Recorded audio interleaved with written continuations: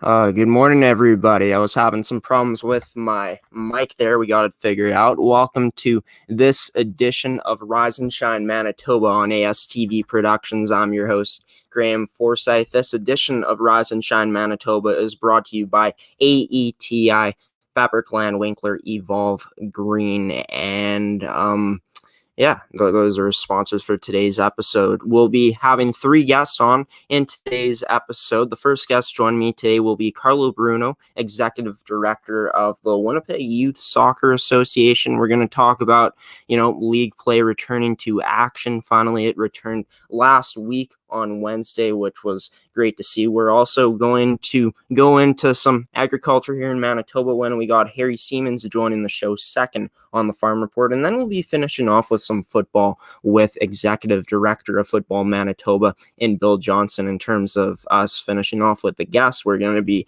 getting some updates about what football's been like in the province since the last time that we've talked. And then we'll be ending off today's episode with the addition of Graeme's Opinion, a segment that we do here where I give my opinion, of course. And we'll be looking back at the Seattle Kraken draft. I'm going to be giving you guys another mock draft just to show you guys some of the changes that I made. We ended up doing a Seattle Kraken expansion mock draft special on ASTV Productions last Wednesday. I recommend that you guys check that one out to see the breakdown of my full picks in that one. We're also going to get into 3 big names where I think these 3 big names in the NHL are going to be signing in free agency, as well as what my top 3 favorite TV shows are in that one. But first off, we're going to be going to the pitch. We're going to be talking to Carlo Bruno after the intro here on this edition of Rise and Shine Manitoba on ASTV Productions.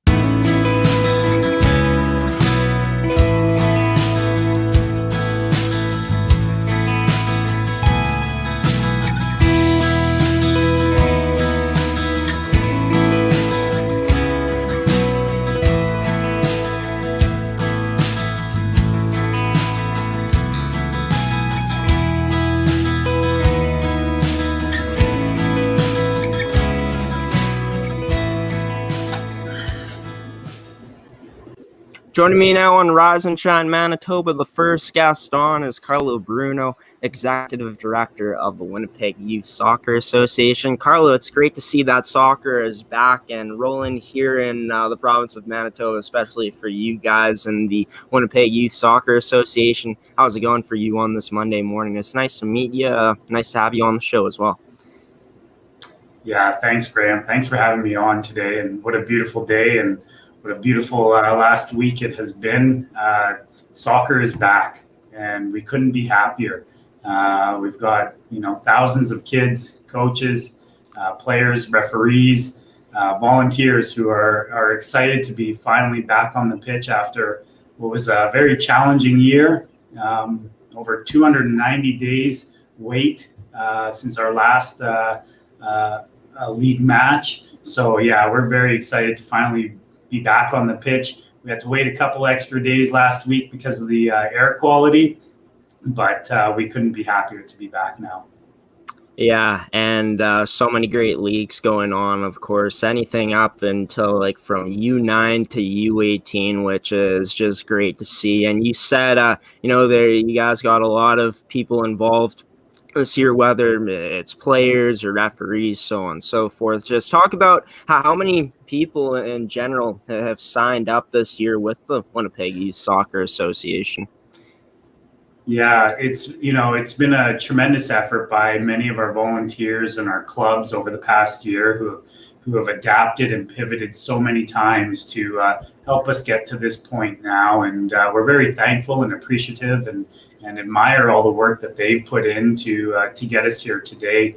And so this summer now, we've had to pivot a few of our leagues to start in the summer when they normally would have already finished. But we've got some very strong registration numbers, over about 211 total teams registered for this summer, playing in our divisions from 9 to 18, which is very, very impressive considering everything we've gone through and the hit that sport has taken.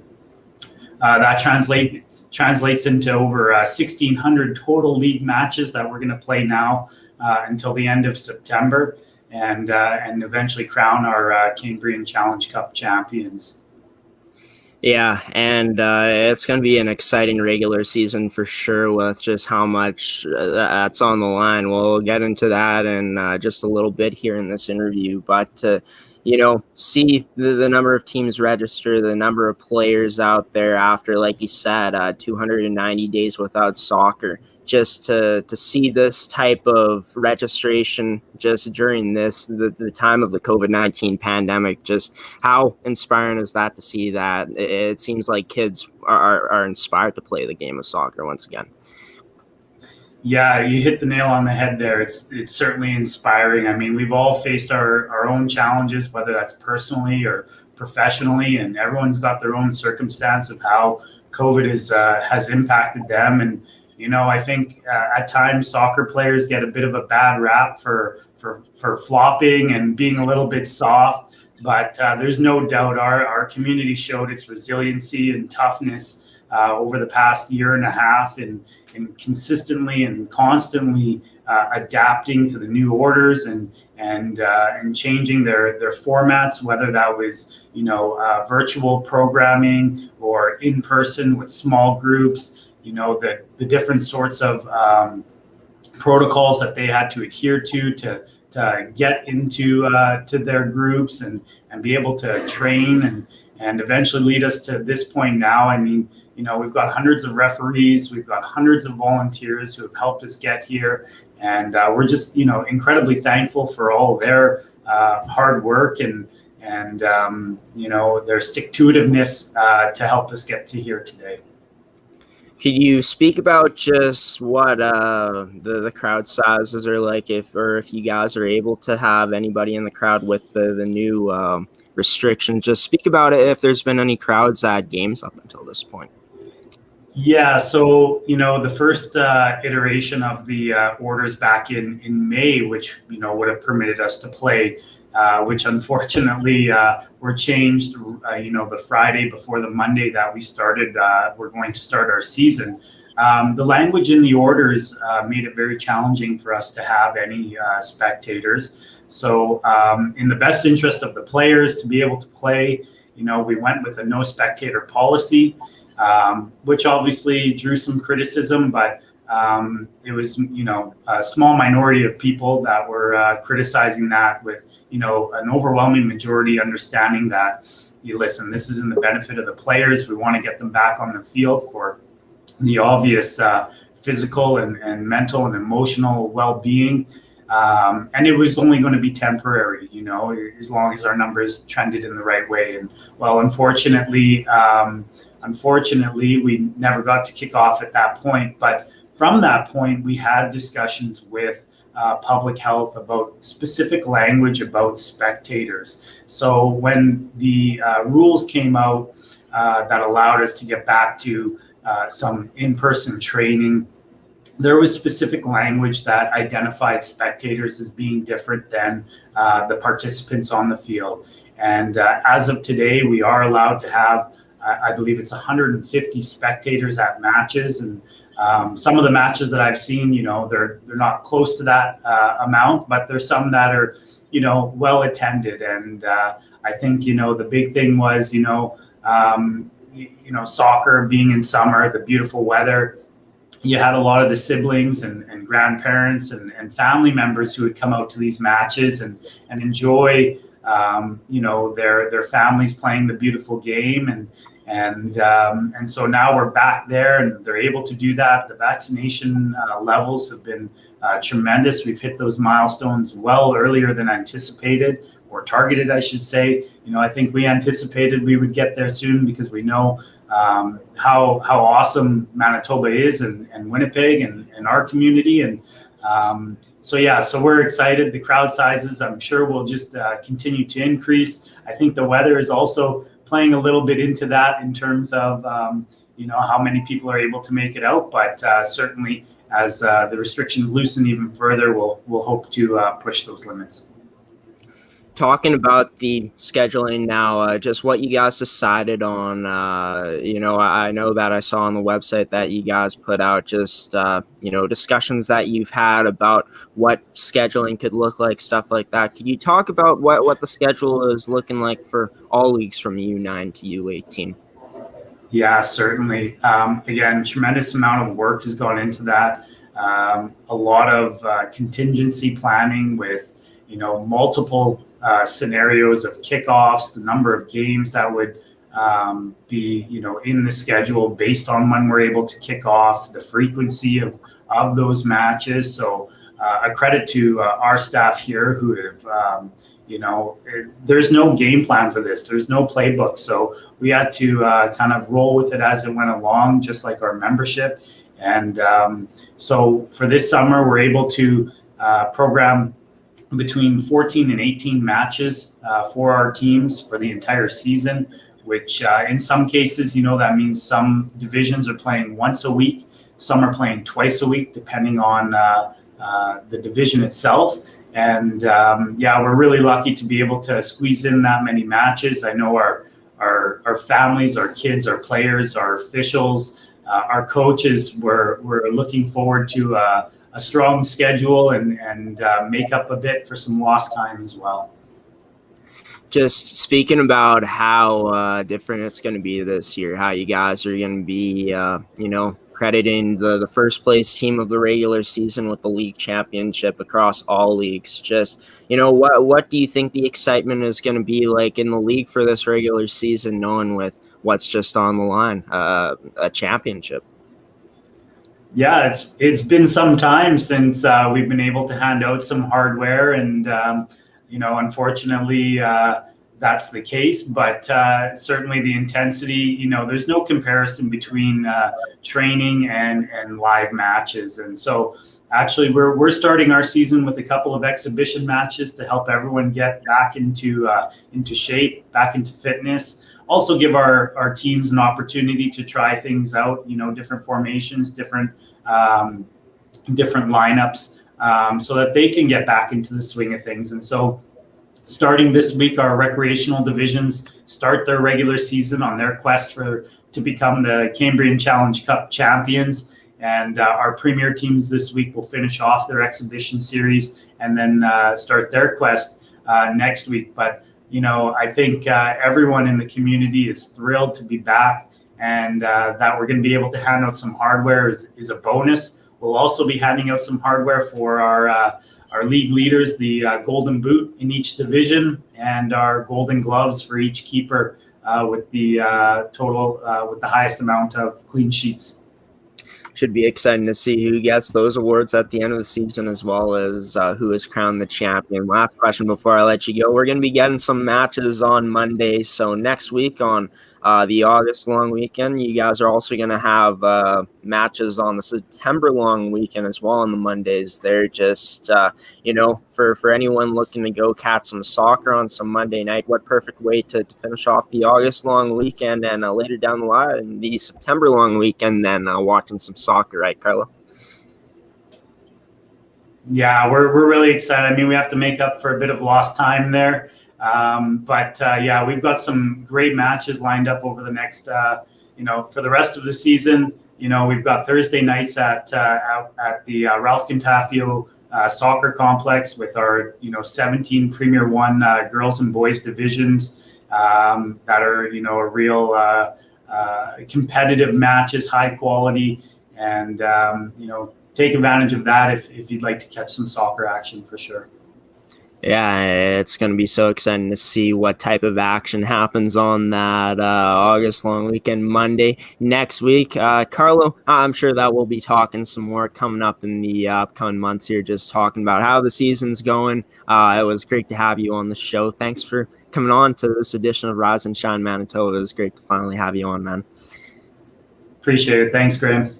That was Carlo Bruno, Executive Director of the Winnipeg Youth Soccer Association. I'm going to let him go now, and we're going to bring our next guest after the break. It has to do with some agriculture. Going to be a lot of fun. Stick with us on Rise and Shine Manitoba. I'll be back with the next guest after this commercial break.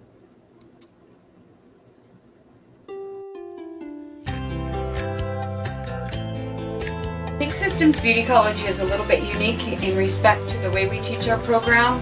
We don't do so much structure and learning and block teaching. Everybody can move along at the pace that suits them.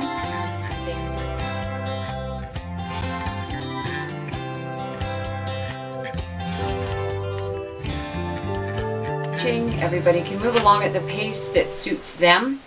If they can move faster, they do so. Therefore, learning everything earlier and getting more practice in all segments of hairstyling as opposed to just being stuck in one section for a certain period of time. So we try to accommodate all the different learning styles.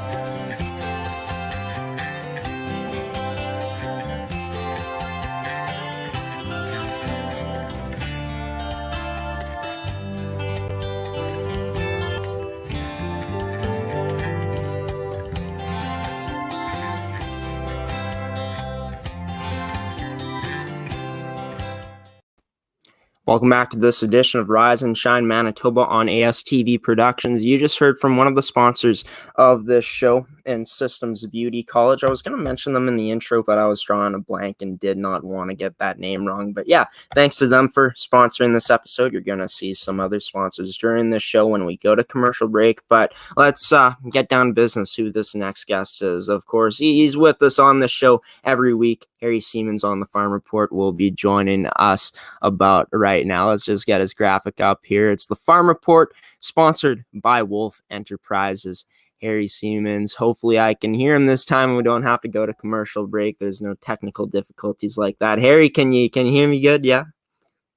I hear you perfect. Can you hear me? But I can't hear you for some reason. Of course this happened. Man, well, you know what? Wait, hang on. I'll get you to rejoin the link, Harry. We might go to commercial break. How's this? Hold it. Let's get you to rejoin it here. So we'll get Harry back on in just a moment. Of course, Bill Johnson will be joining the show after Harry, we let him go after we're done on the Farm Report. Of course, Bill Johnson, Executive Director of Football Manitoba, is going to update us on what's been happening with football in the province since the last time that we've talked. It's been a while, so I'm hoping for some good updates from Football Manitoba. Of course, Graeme's Opinion, another edition of that, will be coming to you guys to end off this show. Of course, I'll be looking back at the Seattle Kraken Expansion Draft that they had last Wednesday, as well as, giving you guys the updated mock that I had just to update you on some of the things that I changed in my mock drafts since last Monday when I gave my first one. Also going to get into three big names that I could see signing in free agency in the NHL. We'll be talking about three names of where those guys could go, as well as giving my top 3 TV shows, which should be a lot of fun. But we're going to see if I can hear Harry now. He's backstage. Hello. I can hear you, Harry. Harry, it's great to have you on here on this Monday morning once again for the Farm Report, of course, sponsored by Wolf Enterprises. What's been going on with you since the last time that we've talked last Monday? Well, it's been an interesting time. We had the federal minister of agriculture Claude Bibeau tour the Interlake because of the drought as far as the cattle are concerned. So that was an announcement. It was a bit of a, the announcement,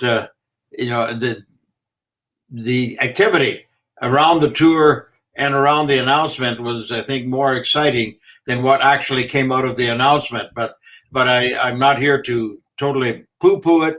The cattle industry says that it's a first start. We're going to see some things happen that are going to make sure that we'll do some things that will keep some of the cattle on farms and not send them all to the marketplace. So the drought continues to be the key thing. But let me talk about one other thing before we get back to that. Just saw a report out of China. China, they basically call the shots when things happen in their country. Sure, they have some media that are able to report objectively, but I just saw on a WhatsApp group, I'm on a WhatsApp group with about 267 hog producers. Most of them are from colonies across Western Canada, some into the United States. And the news came out that China was going to really cut back on their soybean purchases from the United States and Brazil and other places, which then indicated that maybe they were growing more soybeans within their country. We never know for sure. When China, they're so big in the marketplace when it comes to hogs, when it comes to grain, comes to corn, it comes to soybeans, that they make announcements, and sometimes those announcements drive down the price. Then all of a sudden you see them back in the market, and it's had so everybody knows this, but it's always kind of a shot in the dark as to what is actually happening in hog production, because they have they've got half the hogs in the world are processed and eaten in China. 1.4 billion people. It's their 80% of all their protein that they consume in China is pork. And so they like to play with those markets, the pork and the grain and the corn and so forth, even weather, and so, and again, I'm not poo-pooing it. I'm not putting them down. I'm just making an observation that I've watched already for some time. So, you know what? And all of that plays into what's going on with the agricultural industry in the rest of the world, basically, and especially here in North America. I mean, we in Canada, we export anywhere from 70 to 80% of the grains and special crops we produce. The United States, they consume more than that at home, but they also produce so much more, so they export. And then we have Brazil, and then we have the European Economic Community. And so all of this plays into what happens to world grain prices, what happens to food prices, what happens to different kinds of things. So that's I just wanted to share that because I just saw that story just before we came on the air. The other thing, Graeme, I just had a great interview with David Wientz. David is a dairy producer from Grunthal, Manitoba, which is near Steinbach in southeastern Manitoba. David is also the president of the Manitoba Dairy Farmers, and he's a vice president for the Canadian dairy farmers. So David has his hand on the pulse, but he's a great dairy producer. I've toured his facility many times, and 240 cows that they milk every day. And they just installed new robotic milkers. And these robotic milkers from the last ones that they installed in 2008 are just plain awesome. I mean, I've toured the barn, and they basically don't have any people within the barn. It's all done by a herdsman sitting and watching his computer. He can see the milk. He can see the feed that they take in. He can see on computer if they've got any disease as far as the udders are concerned and all of that kind of stuff. So it's really exciting. But why I talked to him is that dairy producers, they have a good supply management program going, and yet they also depend on feed, and probably more so because their milk quality needs to stay up there. Their milk quantity needs to stay up there. There's processors, it's kind of just in time. They produce enough milk that feeds the market. And so, on his farm, he said, you know what? He's a grain and a dairy farmer, so he's a bit better shape than many. But he had toured with the agriculture minister a dairy farm in the Interlake, and he said it was absolutely sad to see the crop. David had taken off 2 cuts of hay from his alfalfa fields. That dairy farmer hadn't taken off 1 cut, and he says it was just, you crunched on the dry plants. There was just nothing there. So some of these dairy farmers have feed from other years, from last year, a bit of stock, but it's going to be a challenge all the way around. And the cattle producers, first and foremost, are the ones that are selling off cattle. The grain producers, are also in a lot of places, very little crop that will come off. And then, of course, there are pockets where there's some good crops. So all in all, it's a really difficult situation, especially when we look at the forecast. There really isn't any rain in the forecast in the immediate foreseeable future. So those are the kinds of things that continue to happen. And harvest, we've got harvest. I have a friend, Russ Peters, farms with his dad just north of Winkler here. He texted me last night. He says, you know what? The combine in wheat is going to roll in about a week's time. But I asked him how much does he think it's going to yield? Well, he says we really don't know. It doesn't look good. Maybe half of what we had in the past. So there you go. A bit of a ramble, but not a rant, just a ramble. Yeah, for sure. And great insights for sure of just what's happening in agriculture right now. We'll get into more of that next week, as I feel like these stories will continue to develop, right? But one thing that I'm interested about is going back to the that milk thing, about the just sitting back for these farmers and just getting to see all the cool things that technology brings. Just how revolutionary is that concept of what's been putting out there, just the milk? It's so revolutionary, and I go back, quite a few years. I milked cows by hand. I mean, we had one Jersey cow on our farm, and I milked morning and evening, squeezing those teats on the udder, and getting half a pail of milk and so forth. These guys, David and his brother, they have 240 cows, and this, I've watched it, and this it's so revolutionary. He says right now the new robotic milkers they've put in, they got 4 of them, and they're not cheap. They cost a lot of money, but they can basically they can sense. They not only they wash the it's all encompassing. Their barn, the cows are milked automatically by robots. The milk is, of course, taken out to the cooler through pipes. The feeding is all automatic, and the manure, cleaning out the barn, the cow manure, is also automatic. So they, when they put in their first robotic milkers, they were able to drop their employee numbers down, and their production went up 10%. Wow! So that's key. And he says it will continue to go in that direction. He didn't want to tell me just exactly how much his production was going to increase, but he says we're going in that direction. And so when I walked into the first robotic milker, my wife was still alive. We were in a dairy farm in Duluth, Minnesota, near Duluth. And we went into one dairy farm that had the original milking parlor. And then we went into a robotic controlled milking parlor, and we walk into this barn, and it's like, where are the cows? Where are the cows? Because you couldn't hear one moo. These cows are so content because they're not being interspersed and disturbed by human beings. They are left in that barn all to themselves and can totally relax, and they go through that. They go through a feeder, automatic feeder. When they get hungry, they go through that, and if they've, and then from there they go into the milker.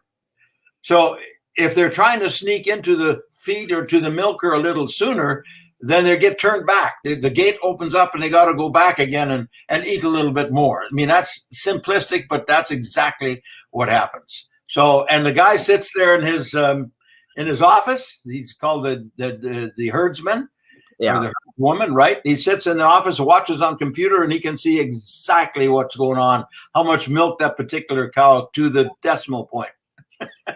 Yeah, that's insane. That is revolutionary. Like you said, like you said, it's not disturbing the cows as much, which is a great upside to the milkers and the feeders automatically, stuff like that. Just before I let you go, of course, a tradition on this show. Siemens says, Harry Siemens farming tip of the week for farmers here in Manitoba. What is it this week, Harry? Number one, it's people are getting ready for harvest.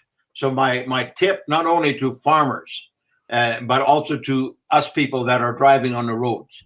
There's a lot. The equipment is so big. The combines, the grain carts, the trucks, they're so big. So I'm just saying, watch the triangular signs. If you see a slow-moving vehicle, take that into your mind. That's a slow-moving vehicle. It's about 10 times as big as it was, 15, 20 years ago, and the roads haven't become wider. So you need to be careful to everybody. That's my number one tip. The second tip is to the cattle industry, the grain industry, the dairy, the entire agricultural sector. You know what, guys and gals, work together. And I know most of them do, but even also, it's even more important to work together. And I'm going to end with my motto, which I like. My motto is a positive mental attitude to encourage and to serve others will motivate me to do my best. Encourage each other. That's my last word. Awesome. Wise words, as always, from Harry Siemens on As Siemens Says, the farming tip of the week. Of course, the Farm Report will be back next week. We'll be talking to Harry again of just the updates of what's going on in agriculture here in Manitoba and the stories that have been pretty consistent throughout the past month here. Thanks so much for joining me once again. As always on Monday, Harry, always a pleasure. Thank you. Take care. Going to commercial break. We'll be back with the next guest, the final guest on this edition of Rise and Shine Manitoba, Bill Johnson, Executive Director of Football Manitoba, here on Rise and Shine Manitoba on ASTV Productions.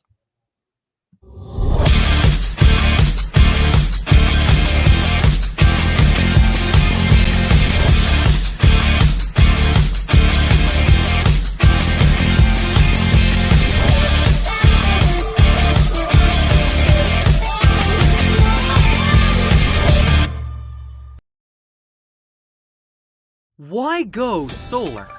Solar is better than ever. Our revolutionary design and inverter equipment with the latest in solar panel technology for the ultimate in-home and business security.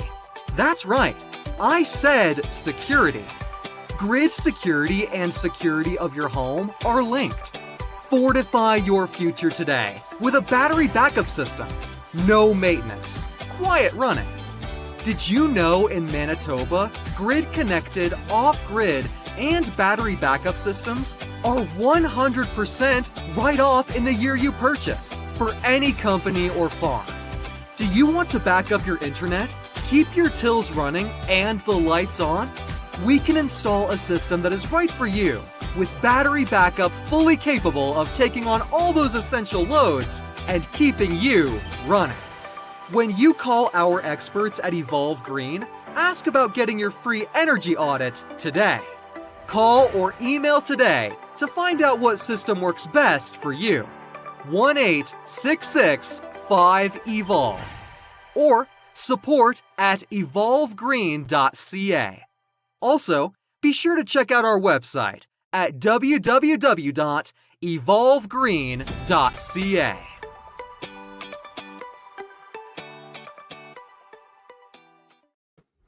Welcome back to Rise and Shine Manitoba here on ASTV Productions. Of course, Harry Siemens joined the Farm Report. Before we went to our most recent commercial breaks, earlier on in the show, we were joined by the Executive Director of the Winnipeg Youth Soccer Association, Carlo Bruno. Nice to see soccer back here in Manitoba in full swing with that association. And now we're going to be talking some football. Executive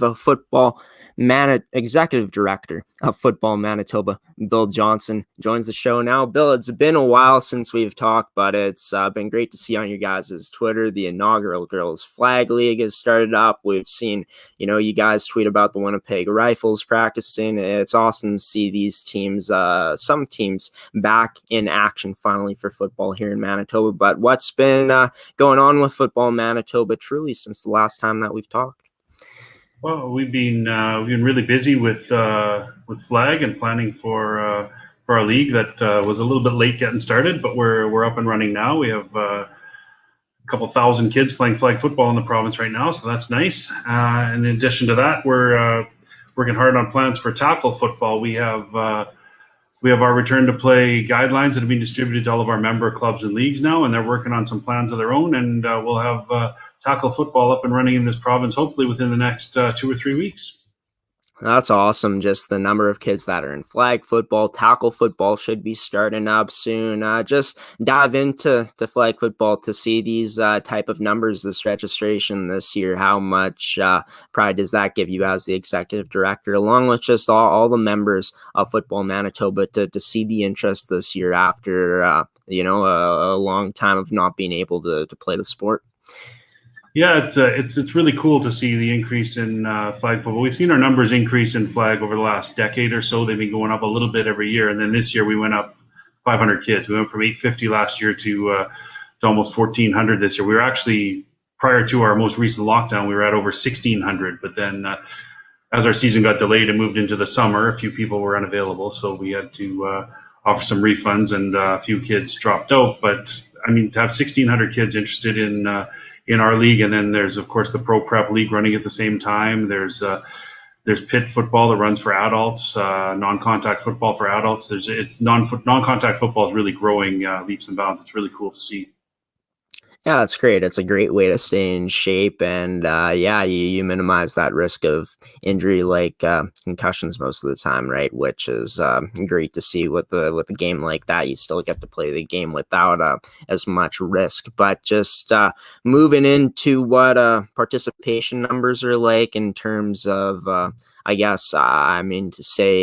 spectator numbers. What are those numbers like so far throughout from the play that you guys have had from football? Well, we were limited to one spectator per participant up until the most recent health orders came into effect last week. So now we're opening things up a little bit. So we're starting tonight. I'm sure we'll see quite a few more fans out at the fields to watch the games. We're capped at 125 spectators per game. So it's I don't think we've ever had that many at a flag game. So I don't think we'll quite reach that number, but it'll be cool to have just the opportunity for moms and dads and grandmas and grandpas and friends and family to get out and support these young players in our in-house flag league will be a really cool thing, because it's been a long time of sitting at home. Yeah. And just in terms of the participants per team, the roster sizes, as well as how many coaches are on a roster, could you break down what you guys decided to go with that? Yeah, so we were limited to 2 coaches per team until the most recent changes to the health order. So now we're allowing 3 or 4 coaches on some teams. We have rosters for kids. They're anywhere between 10 kids and 14 kids on a team. So it's kind of cool. There's 5 on the field at a time in flag football. So if we have a roster of 10, it's just about perfect. You get to play every series, either offensively or defensively. So it's a great opportunity to get kids out and get active again. Speaking about just, tackle football now, the return to play protocols that you guys are about to roll out, speak about what those things are going to be looking like in terms of us seeing the return of tackle football.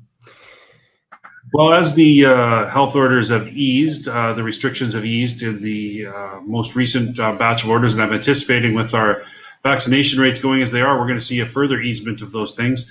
There's not a ton of restrictions. Of course, we fall under the sport group size, which is currently at 50 participants per event, as dictated by the province. That makes it difficult to run a traditional 12-a-side tackle football game. Rosters are usually 40 players, between 35 and 40 players, so you can't really have two teams and fit underneath that cap of 50.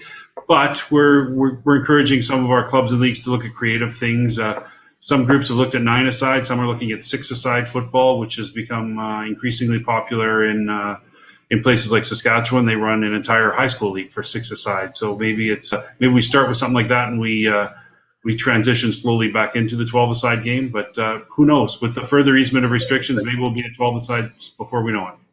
Yeah, it would be awesome to see 12-a-side for sure, and would be interesting, I'm saying just to see, that 6-per-side, like you said, a province like Saskatchewan has been doing. I'm talking about the Winnipeg Rifles now. They're practicing. Their first game is August 8th at Calgary. Home opener is on August 15th versus Saskatoon. Just the excitement to see the Winnipeg Rifles back and practicing and getting ready for their season.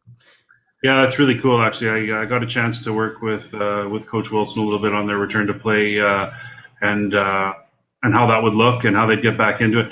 They're in a tough spot because our neighbors, the provinces to the west of us that they play against, don't have the same restrictions we do. So their practicing has been a little bit tougher. They've been limited by group size and things, whereas Saskatchewan and Alberta don't have those things. So it's been a struggle, but I know they have some good, strong players in that program, and they're buying in 100%, and I'm sure they can overcome some of these obstacles and still have a very successful showing, and I look forward to it. Yeah, it's going to be awesome to just see that team and that league return to play this year, seeing a tackle league like that come back. In terms of just, is there any football camps that you guys are going to be offering in the upcoming months here, or is that something that you guys haven't been able to really put in place? Well, we're definitely looking at that as options, especially into the winter months. It's going to be a very short football season. With the fact that our restrictions are easing now, we're looking at not getting things rolling until mid-August sometime. It's pretty late for things to start getting organized at that point. So we're looking at maybe running some skills camps and things that we traditionally do in the summer, maybe pushing them into the winter and moving them indoor, all depending on restrictions, of course. You'll have to stay tuned. Some of those announcements will be coming very soon as we learn what restrictions are going to look like in the next batch of public health orders. Then we'll be ready to roll out some plans to get kids an opportunity to work on some skill development, things like that it hasn't been as readily available during the pandemic. Yeah, can't wait to see what sorts of camps you guys might be putting out there, as well as just the great action in football that is coming up in the upcoming months here, with just what's going on right now with flag and what's going to be happening with tackle. Can't wait to see all of it. Of course, Bill, we'll probably be catching up at some point in the upcoming weeks here, just talking about football here in Manitoba. It was great having you on Rise and Shine Manitoba once again, and thanks for coming on today. All right, so we're going to let Bill go now. I think he froze up. No worries. We're going to go to another commercial break in this edition of Rise and Shine Manitoba here on ASTV Productions. Stick with me. I'll be back after the break for a segment of Graeme's Opinion here on ASTV.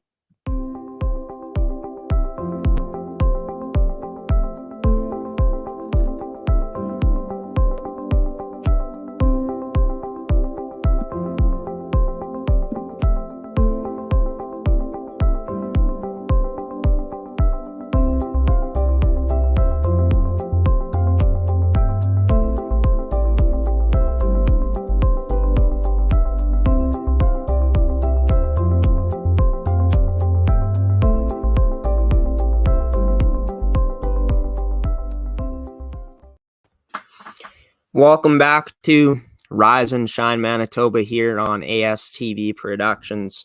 Of course, I was joined by Bill Johnson, Executive Director of Football Manitoba, on this edition of the show. And the last segment that we did in that interview before we went to break, of course, I was joined by Harry Siemens in this edition of the show as well on the Farm Report. He was the second guest, and we started off the show with Winnipeg Youth Soccer Association Executive Director Carlo Bruno. We're going to now dive into Graeme's opinion, another edition of this. We last week talked the Seattle Kraken mock draft, talked about just the, possibility for where Jack Eichel could go.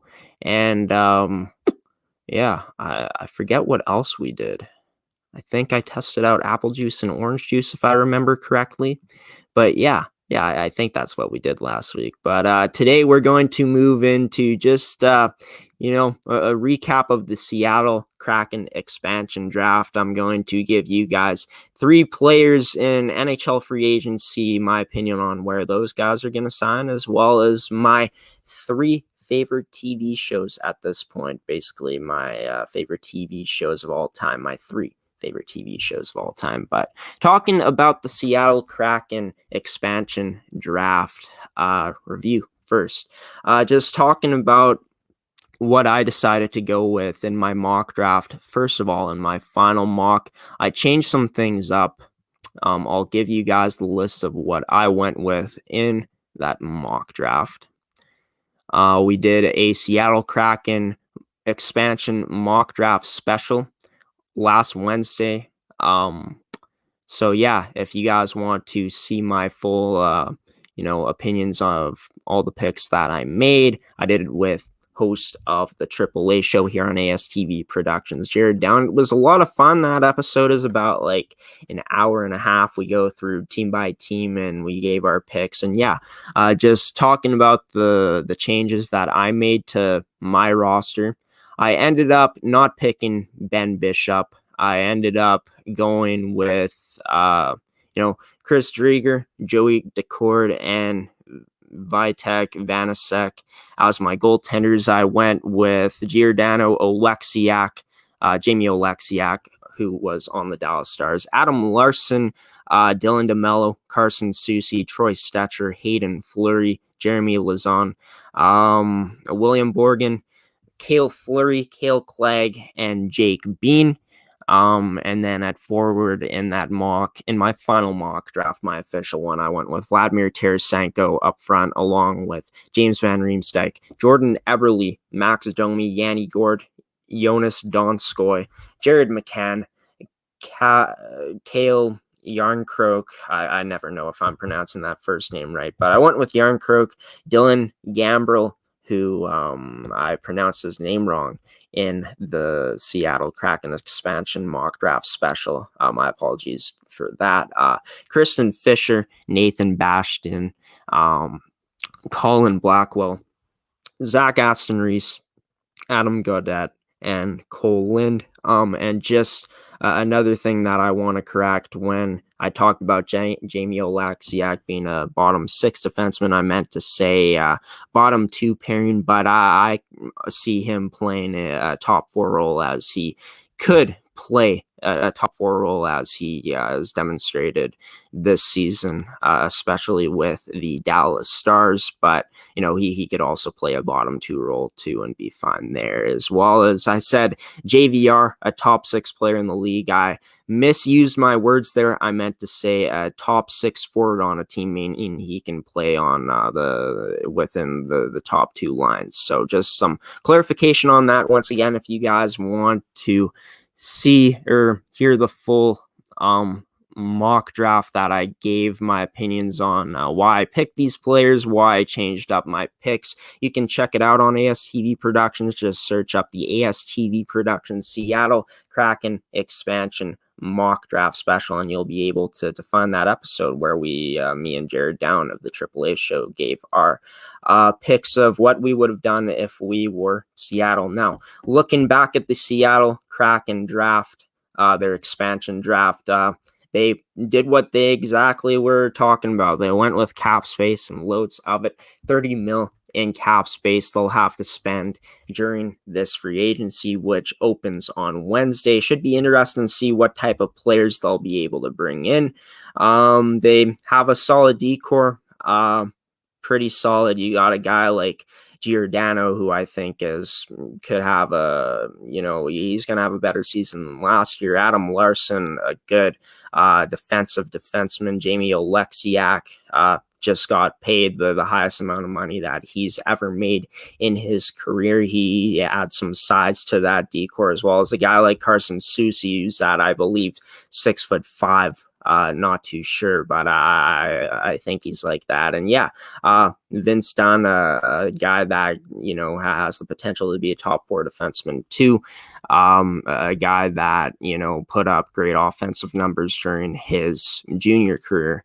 And yeah, overall, pretty solid decor. Their goaltending, a guy like Chris Drieger is going to get his shot, his opportunity to prove that he can be a number 1 guy. His numbers up until this point have been solid. Hasn't performed the best in the playoffs this year, but they were also, Florida being undermanned, not having a guy like Aaron Ekblad, I think, was a huge blow to them. And, you just went up against a stacked team in Tampa.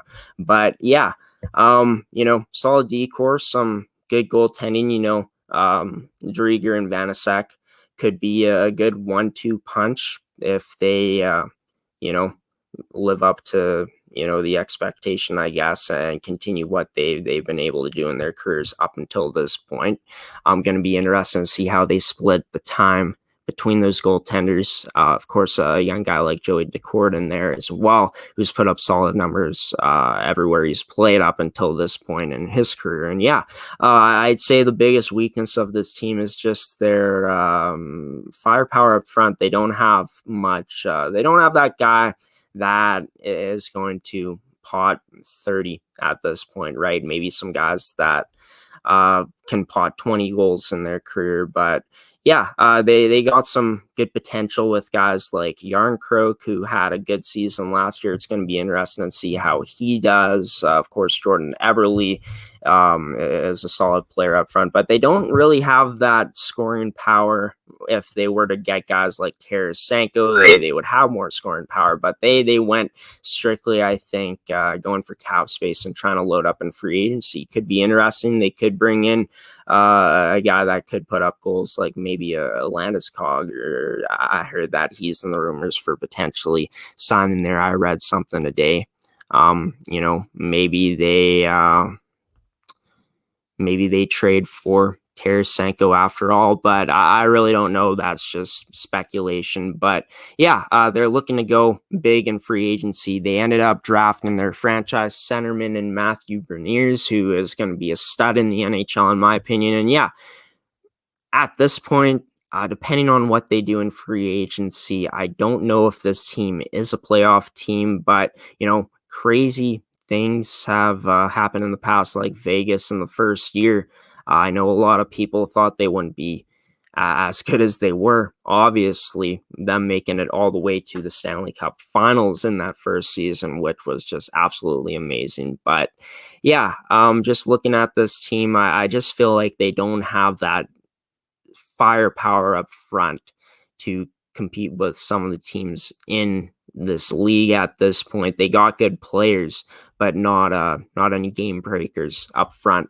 At this point, Matthew Beniers, it's going to be interesting to see if he gets an opportunity to play consistently in the lineup this season in his rookie year, being their 2nd overall pick. Definitely looking like he's the guy that is going to be getting some opportunity due to their lack in center depth. And yeah, overall, solid decor, goaltending that could serve them very well as well. It's just that firepower up front that is lacking, in my opinion. And yeah, depending on what happens in free agency, it's tough to make the call right now of, can this be a playoff team? In my opinion right now, I wouldn't say this is a playoff team, to be honest, just because of that lack of firepower and scoring up front. But who knows? They could come together and play in the system and succeed, whatever is put out by Seattle this year. But yeah, that's my opinion on that. Moving into where some of these big names in free agency will sign, starting off with Dougie Hamilton. Teams in the mix from what I've seen. Carolina, New Jersey, I know is very interested. They have a mutual interest, apparently, from what I've read. You'd have to think Seattle is going to take a shot at him, as well as the Winnipeg Jets, just in terms of what we have with our cap space. My prediction is he stays in Carolina. I think his projected price is going to be upwards of 9.5 mil. Just knowing what Seth Jones got, I believe that Dougie Hamilton is a better defenseman than Seth Jones. And I think that he is arguably at the top of the list when you talk about top defenders in the league. I'd say that he's probably a top 5 defenseman in the league. He's a guy that, led the Hurricanes defenseman in points this season at 42. He's a top pairing defenseman. He can play on the power play on your first PP unit. He's one of the best offensive defensemen in the league as well, and he's elite defensively. With Carolina's cap space of $29.4 million, I think that they're going to be able to offer him a nice contract and lock him up long term. I think that there's really no reason for him to want out of Carolina. This is a team that has really built into being a potential Cup favorite year in and year for the past 3 seasons, just with what they've been able to do, especially this season. And just with what they got, the pieces up front with Sebastian Aho, Andrei Svechnikov, he'll be back with his D partner Jakub Slavin, or Jacob Slavin, however you pronounce it. But they got a solid D core, good offense, and I think that they'll make that commitment and sign him long term and give him that price of upwards of 9.5 million. Moving on to Gabriel Landeskog, teams in the mix: Colorado, Tampa Bay, Vegas, Toronto, St. Louis, and the Florida Panthers. Also Seattle too, I think, will be in that mix. I just see Colorado being that place that he resigns. Even though they haven't re-signed him up until this point, and there's been talks where, they're still far away in the conversation of signing him. I just feel like Makar taking the type of deal that he took, only taking $9 million when he could have been making more money with the type of player, the type of talent he is. He said that, he wants guys like Landeskog. The team wants guys, the players on the team, I guess, want Landeskog and a guy like Grubauer back in the net. And, it just makes sense for him to stay in Colorado with their cap space. I didn't write it down here, but I think that, with Landeskog, with his type of production the player he is, a good two-way forward who's capable of giving you at least 20 goals in a good year, has cracked 30 assists consistently aside from 3 seasons in his 10-year career. And he's a good playoff performer too.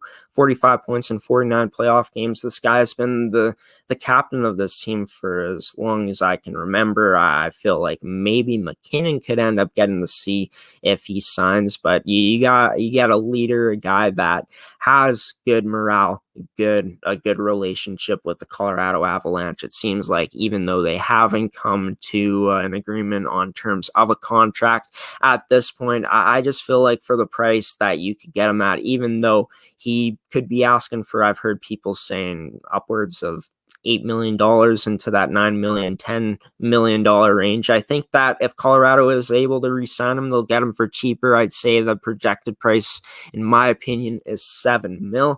But if he hits that open market, it's obviously going to be more. But I feel like this is a guy, good two-way forward, a guy that can perform in the playoffs, can give you good numbers. He was almost a point per game this season, and he's a guy that I feel like is just a great piece on that first line, with him just being that good two-way forward alongside guys like McKinnon and Mikko Rantanen. Moving into Ryan Suter, getting bought out by the Minnesota Wild earlier this year. I don't know about earlier this year, but I guess recently he got bought out by Minnesota either way. This is a guy that is making a lot of money at this point in his career. He's still a good defenseman, a guy capable of playing top 4 pairing minutes This is a guy that has, been able to give you a lot of assists. He's a good playmaker. He's got a good shot. He can rip it.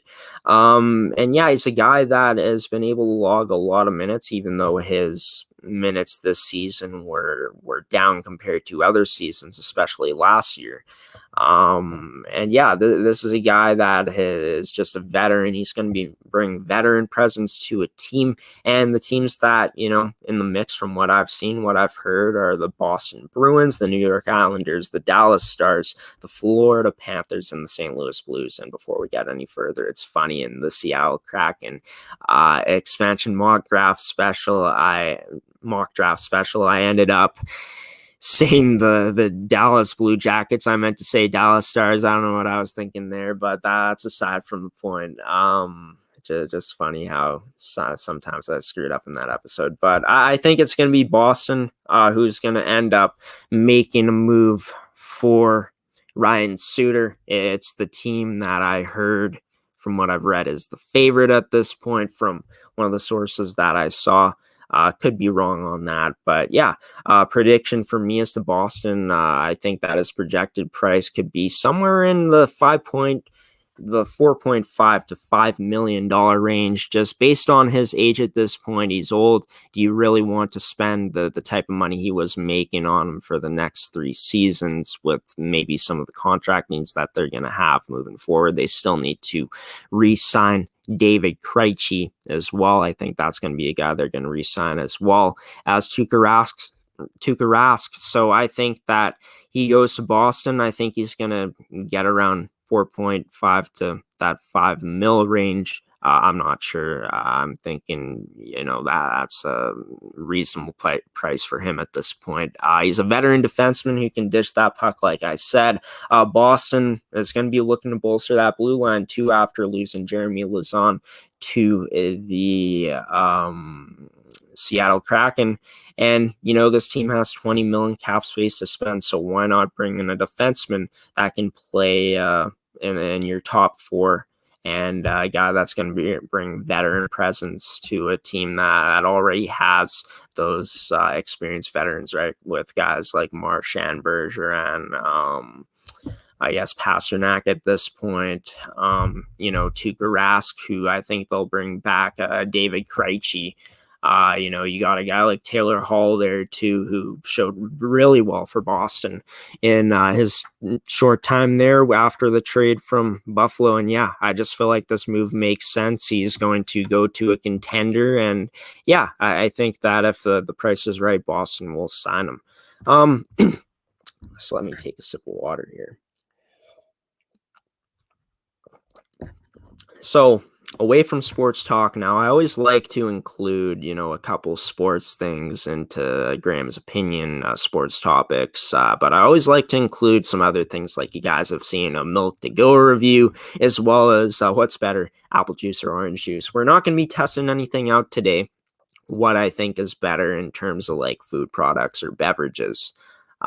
More so beverages, because that's the only 2, I guess, reviews that I've done so far on what's better with apple juice, orange juice, and the Milk to Go thing. But talking about my top 3 favorite TV shows, I'm gonna try to keep this short. I'll start off with number 3, The Office US version. You gotta love it. It's a classic. 9 seasons of amazing comedy. I love the comedy in The Office. It's something about just the awkward pauses, and Jim looking into the camera is always classic. The awkward pauses make it funny. Just the outrageous stuff that Dwight Schrute does, who's played by Rainn Wilson, and of course the legend himself, Michael Scott, played by Steve Carell. Just an overall great cast in this show. Really good writing, in my opinion. There's some really neat ideas that they had in this series in terms of just the funny episodes that they have. The dinner party one is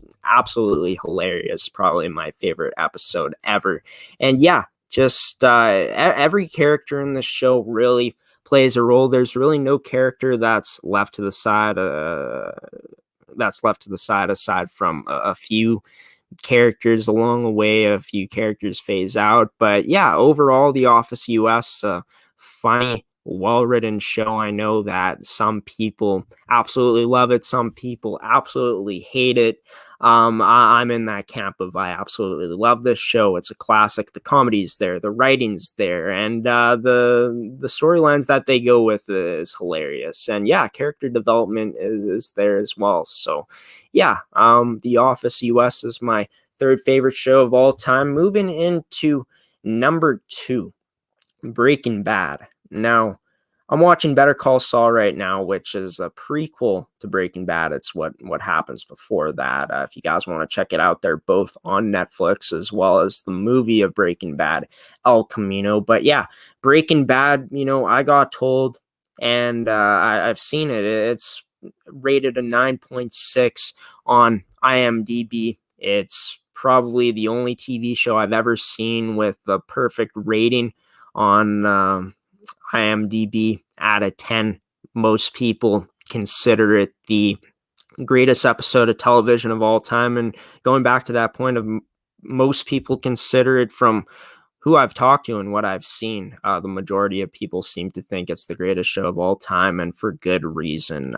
This is just a show that, it's about drug dealing, right? It's about cooking meth. It's not something you're going to want to let your kids watch, but when you get older enough to watch it, it's an unbelievable show. Just the way they build the story, the way they build the characters throughout, the way they build Walter White. It's a story of, I'm not going to spoil it for anyone that wants to watch it, but 5 seasons. The episodes are longer. They're 40 minutes plus. Some episodes are in that 50-minute range. But if you like action, if you like storytelling, if you like character development, you're going to love this show. It does take some time to get going. There's some parts where it's a bit slower, but yeah, it's a show that if you're invested in the characters, invested in the story, you're going to love it. It starts off with a bang in the pilot episode. Action-packed.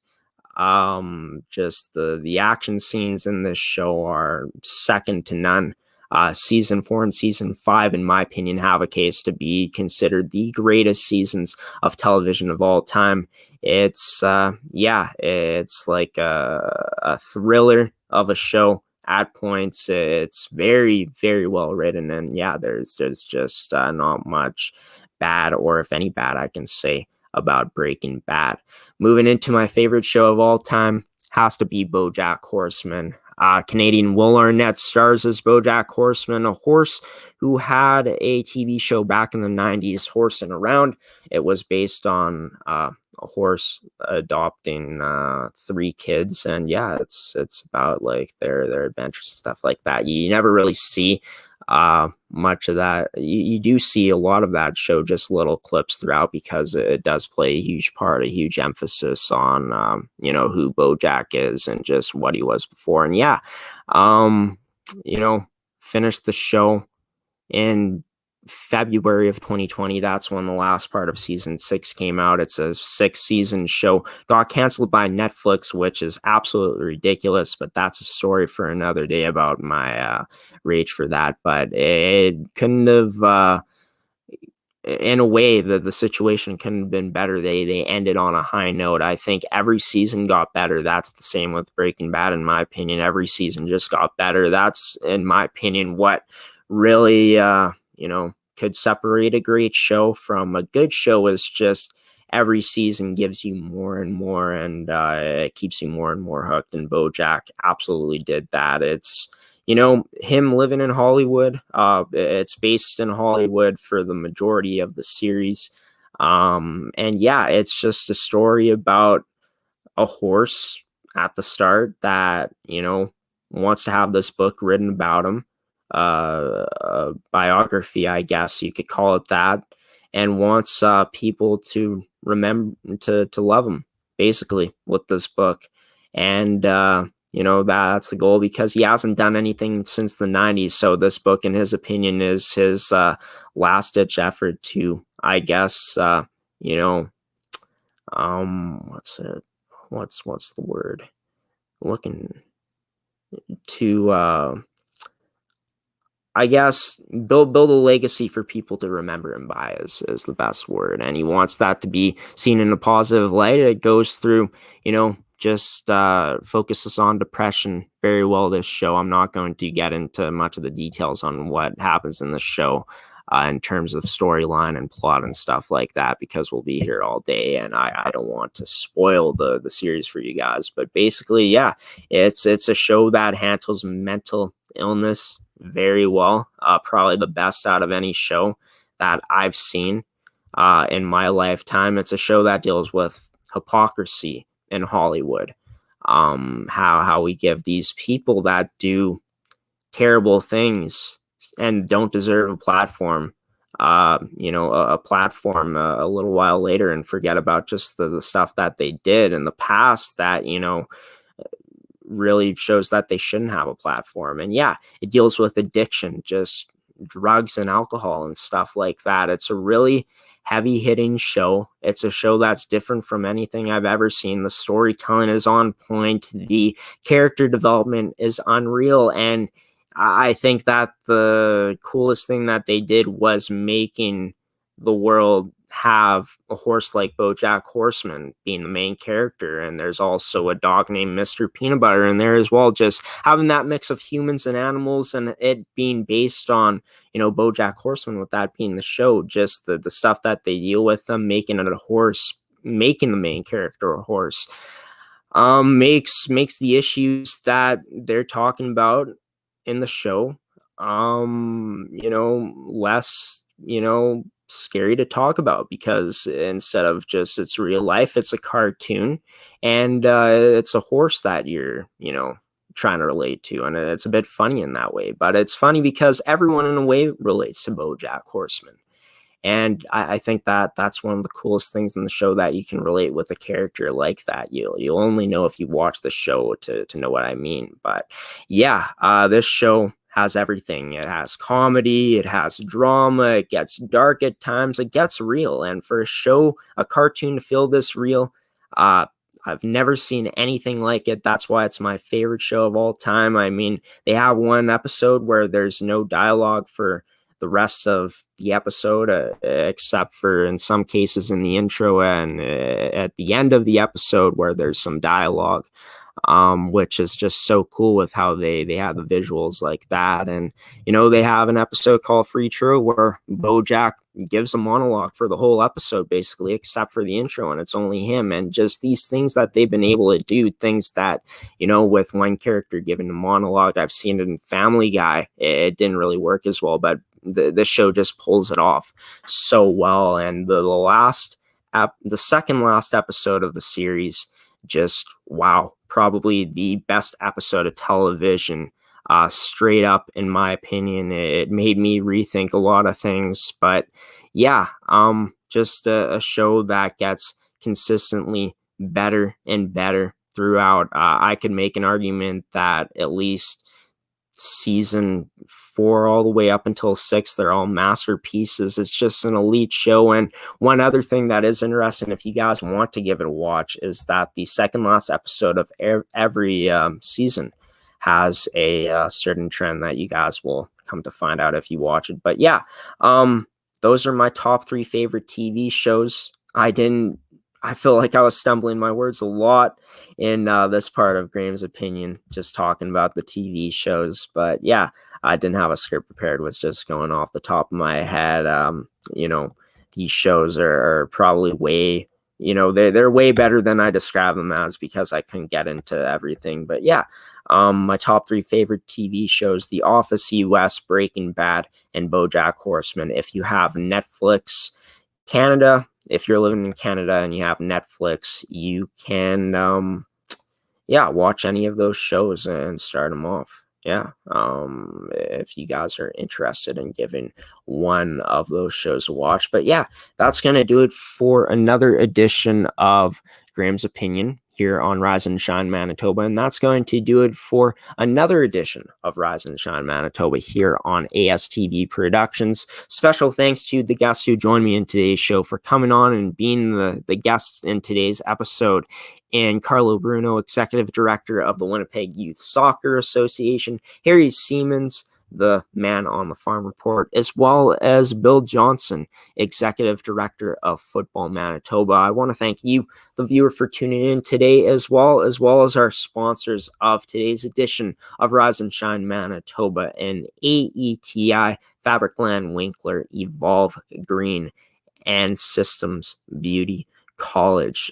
We were live today, of course, like we are on every one of our Rise and Shine Manitoba broadcasts. We were live on Facebook, or we've been live on Facebook and YouTube, and we're also live on Twitter now. So if you guys have Twitter and you want to watch our episodes from there, you can now watch not only Rise and Shine Manitoba, but I think every one of our shows now on our Twitter at Amateur Sports TV. Of course, YouTube is on our YouTube is Amateur Sports TV, and our Facebook is, of course, ASTV Productions. You can catch next week's edition of Rise and Shine Manitoba, potentially, since it is a long weekend. We might not have a show due to people having plans, but yeah, if we are back next week on Monday, we'll be live at 10 a.m. Central Daylight Time.